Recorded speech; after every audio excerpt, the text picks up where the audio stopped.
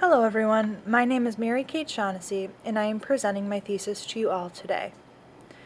The title of my thesis is The Effects of Video Modeling on Instructional Aid Staff Behavior in a Self-Contained High School Classroom. Thank you again for listening, and I hope that you enjoy it.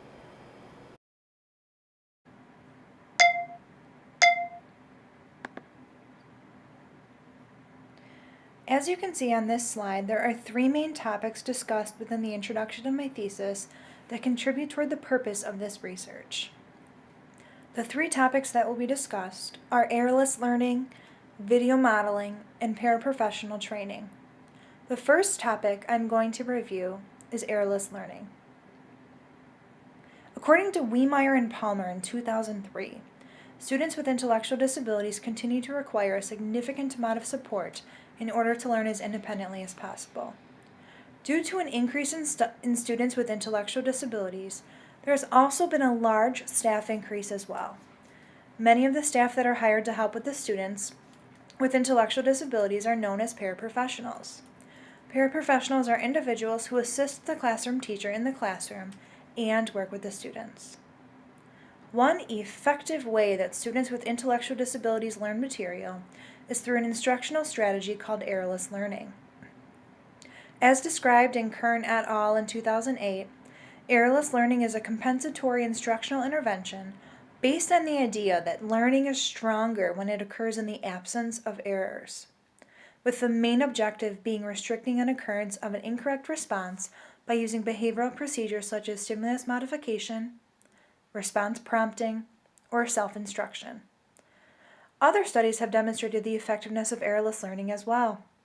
In studies conducted by Fillingham, Sage, and Lambden in 2006, and in another study by Ducharme, Lucas, and Ponce in 1994, errorless learning was found to be effective at increasing paraprofessional performance, and in most cases resulted in increased student outcomes as well. Sulzer, Ozroff, and Mayer in 1991 published a book entitled Behavior Analysis for Lasting Change. They stated on page 315 that the primary problem with errors is that once they have occurred, they are much more likely to recur. Errorless learning helps in reducing this problem by eliminating the opportunity to respond incorrectly. The next topic that we're going to discuss is video modeling. One way to instruct paraprofessionals on how to implement procedures is through video modeling trainings. Past research has demonstrated that video modeling increases paraprofessional performance. In studies by Singer, Sowers, and Irvin, and in another study by McCulloch and Noonan in 2013, video modeling proved to be the superior strategy in instructing paraprofessionals in various skill areas. The last topic that we're going to be discussing is paraprofessional training. Errorless learning, when implemented correctly, can produce positive outcomes for students. When paraprofessionals are not trained in how to implement the procedure, however, it will not benefit the students with whom they are working with. Previous studies have researched paraprofessional trainings. Rispoli in 2011 discussed how alarming the increasing use of paraprofessionals was because typically they have inadequate specialized training and experience. Within this study, researchers reviewed 12 current studies that focus on paraprofessionals that were taught to implement interventions with students. The procedures that they focused on within these studies were written and verbal explanations, modeling, video demonstrations, role-playing, and feedback. Positive outcomes for the paraprofessionals were reported in 92% of the included studies.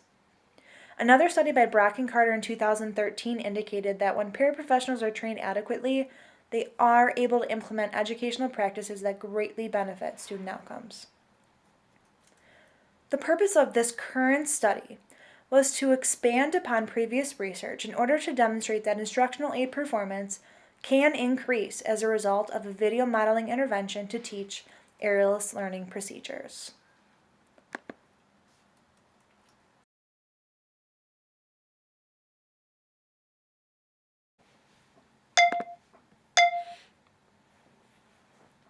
We are now going to review the methods section of this study. We will review the participants, settings, materials, experimental design, inter-observer agreement, independent and dependent variables, and the procedure. This study had a total of 3 participants. All were female. They were chosen for the study based upon each participant exhibiting a skill deficit in implementing errorless learning with their students.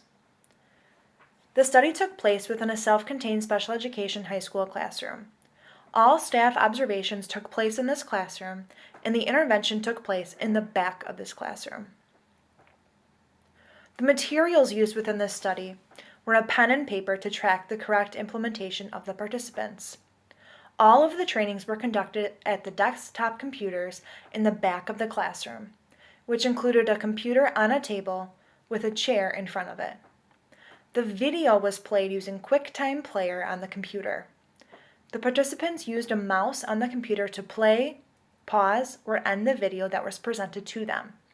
During all video training sessions, a pen and paper was also utilized by the procedural reliability observer in order to take data during each intervention session. The research design used within this study was a single subject, multiple baseline across participants. This design was used to evaluate the impact of video modeling on staff behavior. As stated in CASD in 2011, the multiple baseline design demonstrates the effect of an intervention by showing that behavior changes when and only when the intervention is applied. Momentary time sampling was the observation measure used within the study. There were 20 intervals within each session, and each interval lasted 1 minute long. At the end of each interval, when the researcher looked up, if the paraprofessional was implementing errorless learning procedures with the student at that exact moment, then they received credit for that interval. If they were not implementing the procedure, when the paraprofessional looked up at the end of that minute, they did not receive credit for that interval. In this research design, all 3 participants started in baseline. When stable performance was established for all 3 participants, the intervention was implemented to Dana. The other 2 participants remained in baseline. Once Dana exhibited stable performance, the intervention was then implemented to Emily. Dawn remained in baseline. Once Emily exhibited stable performance after being given the intervention, Dawn was provided the video training. The intervention phase for all 3 participants ended when stable performance was established. In order to ensure reliability within the study, inter-observer agreement sessions were conducted every 3 observation sessions. 2 independent observers recorded data on the percent correct implementation of errorless learning throughout baseline and intervention sessions. Trial by trial inter-observer agreement was used within this study. As discussed in Mayer, 1991, trial by trial IOA is calculated by the total number of intervals agreed by both observers divided by the total number of intervals and multiplying this by 100. The independent variable in this study was video modeling training. The video modeling training was defined as the 10 minutes in which the participant watched a video that instructed them on how to correctly implement errorless learning with the students. There were 3 dependent variables within this study. The first dependent variable was the percent correct implementation of errorless learning during instructional time.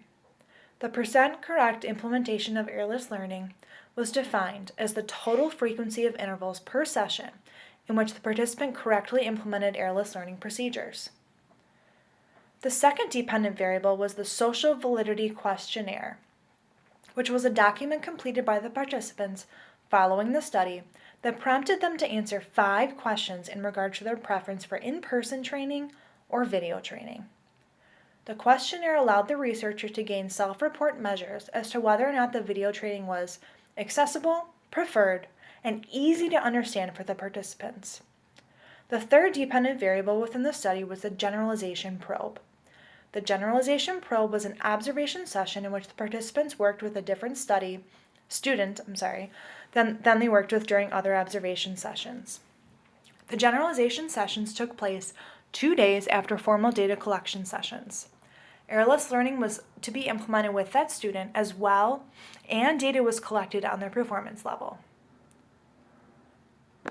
Procedural reliability was collected for 100% of the intervention sessions and was calculated at 100% across all training sessions for all 3 participants.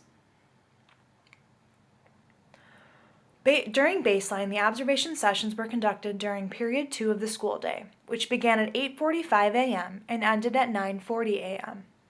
The observation sessions were broken down into one 20-minute period using 1-minute intervals for 20 consecutive minutes.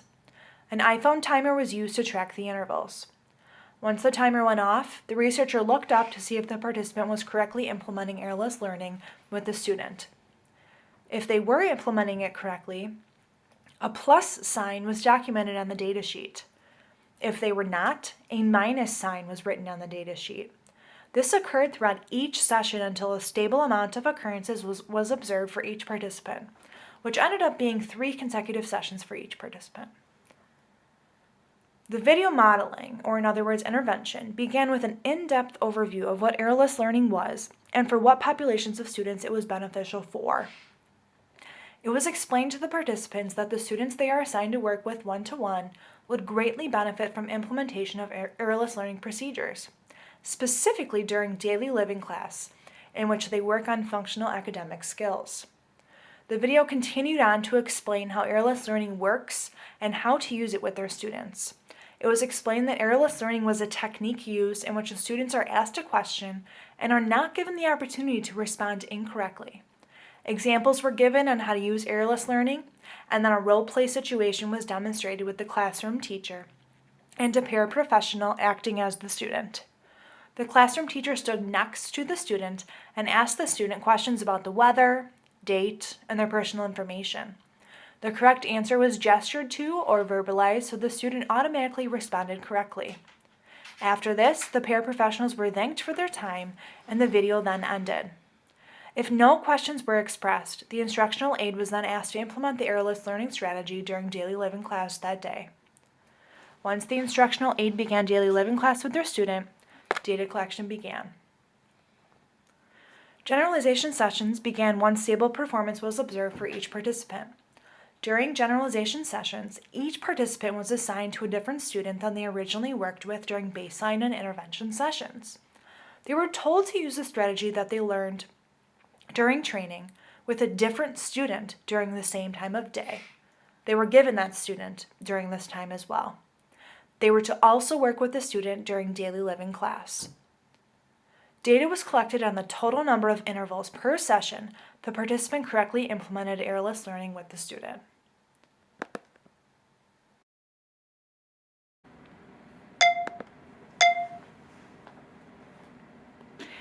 The flowchart on this slide provides a visual representation of the baseline, intervention, and generalization sessions. As you can see from this flowchart, we began observation and data collection during baseline sessions. After baseline was stable for each participant, the intervention was implemented, which was video modeling training.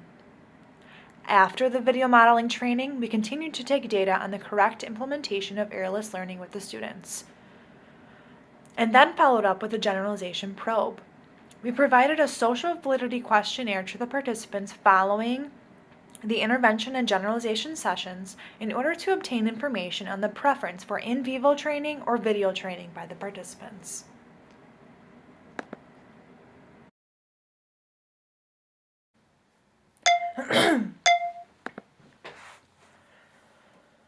The graph on this page demonstrates the results from this study. The results indicate that the intervention was effective in increasing paraprofessional implementation of errorless learning procedures. The x-axis represents the session number for each participant. The y-axis represents the percentage of correct implementation of the errorless learning procedures by the paraprofessionals across baseline, intervention, and generalization phases. If you look closely at the graph, you'll notice that there are different types of data points. The data points that are filled in with black indicate data from baseline and intervention sessions. The data points that are not filled in indicate a generalization session. Let's look at the first participant's results. Dana, the first participant in the graph, began baseline sessions by demonstrating 0% correct implementation of errorless learning across all 3 sessions, with a mean of 0% accuracy. Following the intervention, she increased in level and trend as demonstrated by 80% accuracy during the first intervention observation session. She then increased in trend again by demonstrating 85% accuracy during her second observation session, a 5% increase from her first observation session in the intervention phase. In her third observation session in the intervention phase, Dana remained stable at 85% accuracy in implementation of the airless learning procedures. There were no overlapping data points between baseline and intervention. Her percentage correct implementation across all 3 intervention sessions remained stable, so a generalization session was conducted 2 days later. The generalization session indicated that Dana's performance again increased by her demonstrating 90% accuracy during that session. Now let's look at participant 2's results. Elizabeth, the second participant in the graph, demonstrated 0% accuracy across all 5 baseline sessions with a mean of 0% accuracy. Following the intervention, she increased in level and trend as demonstrated by 80% accuracy during the first observation session. She then increased in trend again by demonstrating 100% accuracy during her second observation session. She slightly decreased in trend during her third observation session, demonstrated by 85% accuracy. She remained stable at this level during her fourth session, again demonstrating 85% accuracy. There were no overlapping data points between baseline and intervention. Her percentage correct implementation across all 4 intervention sessions remained stable, so a generalization session was conducted 2 days later. She remained stable in her correct implementation and accuracy during the generalization session, demonstrated by exhibiting 85% accuracy once again. Now, let's look at the third participant's results. Dawn, the third participant on the graph, began baseline sessions by displaying 15% accuracy. She then demonstrated 10% accuracy, a decrease in trend, followed by displaying 0% accuracy during sessions 3 and 4, which is another slight decrease in trend. During session 5, she slightly increased in trend by displaying 15% accuracy, but again decreased in trend during sessions 6 and 7, in which she displayed 0% accuracy in implementing the airless learning procedure with her student. In session 8, she again slightly increased in trend by displaying 10% accuracy in implementing the procedure with her student. She was then given the intervention and immediately increased in accuracy of implementation of the airless learning procedures, as demonstrated by a significant increase in trend and level, with 80% accuracy during the first intervention observation session.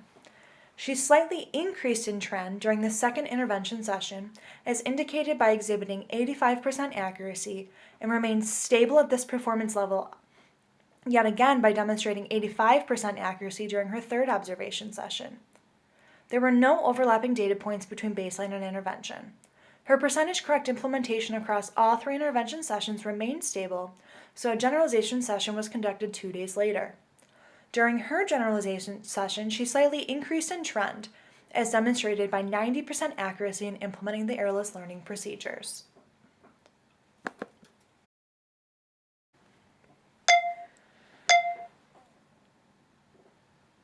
The procedural reliability checklist that was used during all video training sessions by a second observer is shown on this slide. As you can see on this slide, the procedural reliability checklist consisted of 5 questions provided to the second observer during the procedural reliability data collection, which took place during each video training session for each participant. It was comprised of 5 questions that the second observer was to circle yes or no to when observing the participants taking part in the intervention. The statements ensured that 1. The staff member was only provided the video for instruction. 2. No questions were answered for the staff member during the video. 3. Feedback was provided at the end of the session. 4. The staff member listened to the video the entire time. And 5. The staff member watched the entire video. Procedural reliability results demonstrated 100% accuracy across all 3 participants during the intervention sessions. In other words, 5 out of the 5 questions were answered yes by the second observer across all intervention sessions.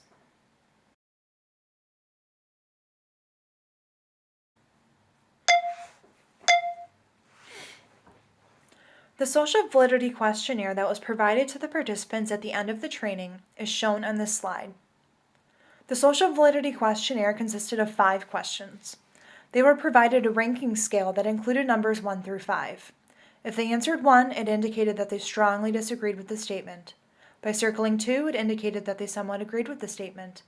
3 indicated that they were neutral about the statement. 4 indicated that they somewhat agreed with the statement. And 5 indicated that they strongly agreed with the statement. The first question asked the participants if the information provided in the video training was easy to learn and remember. All 3 participants stated that they strongly agreed with the statement. The second question asked if they preferred the video training more than an in-person training. All 3 participants circled 5 on this answer as well, indicating that all 3 participants strongly agreed that video training was more preferred than the in-person training. One participant wrote in a comment underneath that stated, "It was much easier to access than an in-person training." The next question asked participants if the video training was easy to access. All 3 participants circled 5, which indicated that they strongly agreed it was accessible. The fourth question asked participants if the video training was easier to understand for them than an in-person training. All participants answered with somewhat agree and did not leave any follow-up comments underneath. The fifth question asked the participants if the video training allowed them to easily access it in case they had any questions on the strategy. All 3 participants circled 5, which indicated that they strongly agreed with the statement. The results from the social validity questionnaire indicated that the participants preferred the video training over the in-person training.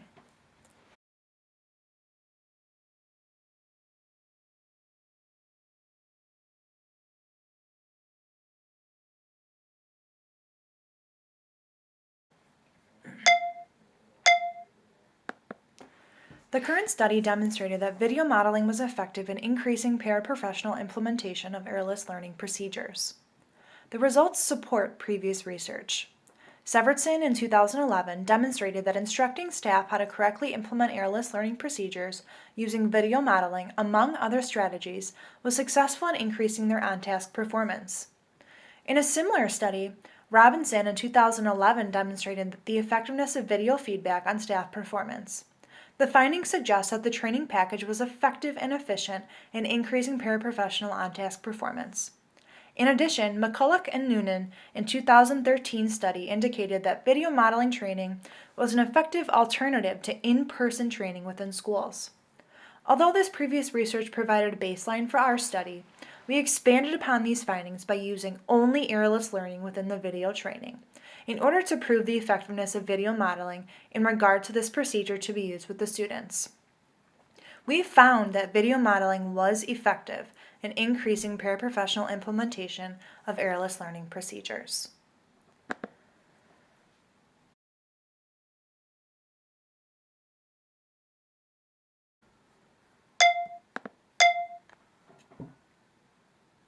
Although our study was effective in increasing paraprofessional implementation of errorless learning procedures, there were a few limitations that should be noted within our study.